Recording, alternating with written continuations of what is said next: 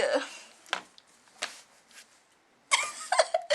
got a haircut today. How awesome is it? I haven't had a flat fringe thing for so long, so I'm still getting used to it, but I like it. I feel like really different, so it's good. And I was having my hair dyed, but I don't think you can see it because it's more like, it's black, so like when you look at it, just like, okay, you have black hair, but when I'm under the sun, there's like, it looks purple, like it's meant to be purple, but it has like little red bits in it, so I really, yeah, and I keep touching my fringe, like, it's just compulsive. And you know how before when I used to have the side fringes, I used to always have to like make it to that side because I don't know, for like past week I haven't had a hairdryer, so I've just been like going crazy. And also I do this flicky head thing where I go like to swing my hair back, and now when I do that my fringe goes wonky, like wonky, see? Anyway, when you were talking about the story about the Asian chick stealing the Sudanese chick's bag, I literally lolled because it wasn't about so much like whether 不是，就我跟同学然后放在 YouTube 上，然后那个我们俩就这个样子，你帮我带上门 thanks. Shit, that was my mom. So what was I saying? Yeah, it wasn't so much the Sudanese kid having no money and the Asian person having money. It was just the fact that if I was an Asian kid and I was going to steal from someone, I wouldn't steal from a black girl because everyone knows that a black girl can run faster than an Asian chick. So I'm like, why the fuck would you steal from a black girl? Did the black people not chase her because they would have had her within like half a block? Because Asians can't run, we all know that. I'm happy things are working out with you and Pat. Not, you know, completely 100% perfect, but it's getting there. And dating's the best part, you know that. So starting from the start is like... other thing. And about Michael, it's... I don't know, like it started kind of when I first got here and I had to look after Kason, and that was pretty much like everything I did. I couldn't go out a lot and he was getting a bit sick and the weather was really insanely cold and I was just stuck inside a lot. Furthest I ever got was the shopping centre, which is 2 blocks down from my house. Yeah, and I kind of went a bit insane. I was online a lot, just waiting for him to come on so I can talk to him, and maybe a week I just did that, like waiting for him to come on MSN, and he didn't. Occasionally he did actually, and it would just be like 2 minutes max, and it would just be like, hi, bye, I have to go, I'm doing this with my friends. Because he was in Shanghai and, you know, he was with all his friends and he was having a lot of fun and I wasn't, and I was jealous and I missed him. And then one time he was on and there was this dude and he's like, and Michael's like, look, this dude's here, he wants to use my computer and he wants to talk to people back home, and so I have to go. And I'm like, man, I haven't talked to you in like a week. I didn't really say it. I'm like, okay, cool.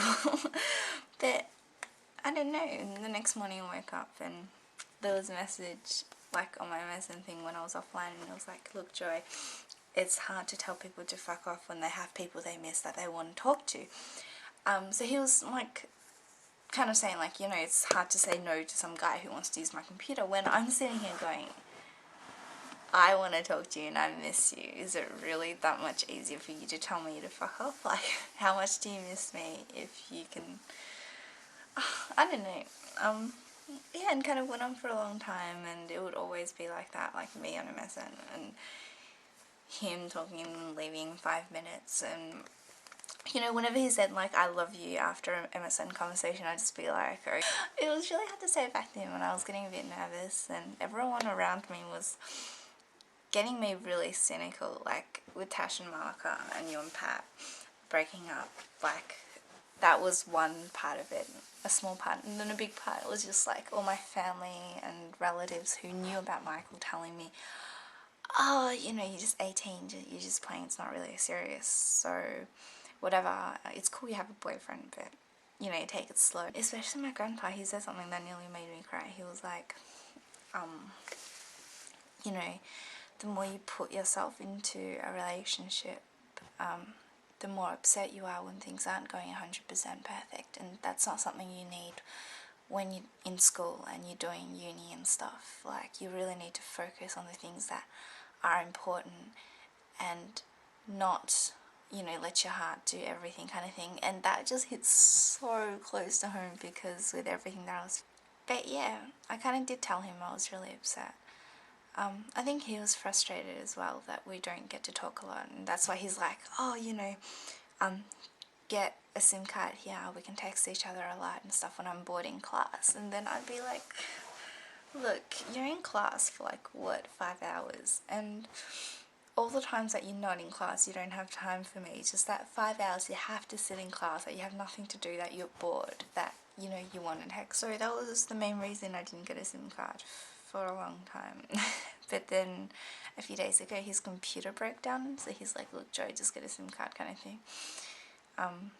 And so I did, and we've been texting for the past few days a lot, and it makes me feel better because it's like not hearing from him for a week is just 10 times more painful than getting texts, like getting texts from him every now and then. So I sound really pathetic. I just realised that, but that's okay. I'm who I am. Can't help it. I don't know. I'll see him soon. Not soon, but soon enough. So we'll see. But yeah, right now I'm excited about my hair, and also today what did I do? Me and my mum and my grandma, we did major stalking case in at the kindergarten.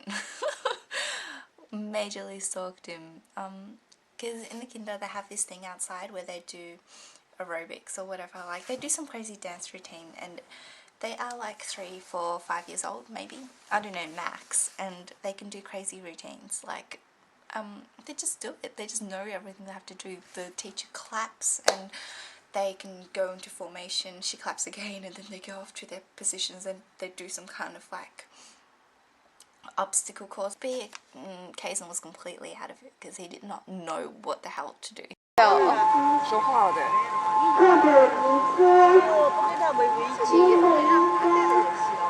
我自己看见了说话。我也看见，他自己说话。来了。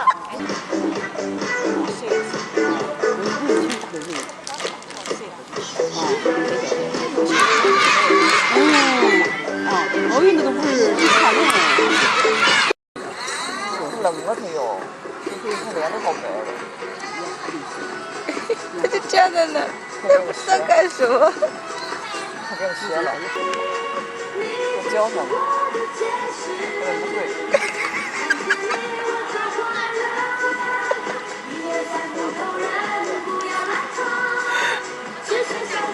所以说广东话烦死了。我来看一下，听你就是说了。哦，那你说广东话？不，因为那时候你还想让他做操，然后给他很烦，你知道吗？上小鱼放那个盖那个镜子，我就给他3个小鱼看，他马上对穿对热出汗。跟在这地方了。不会弄，那时候就穿个睡觉的，这不会逮着行。冷他要这个。这个教他。他从小也不错的人。哦，他就让我在家里弄这个，我也不知道他说什么，他是幼儿园做。别说你。他让我自己，我不知道说什么。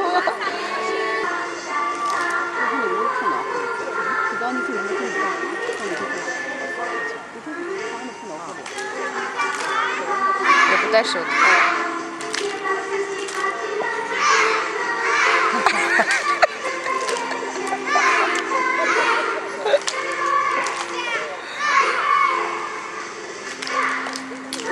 So yeah, so Michael thing, kindergarten thing, haircut, I think that's it for me for today anyway, so talk to you soon.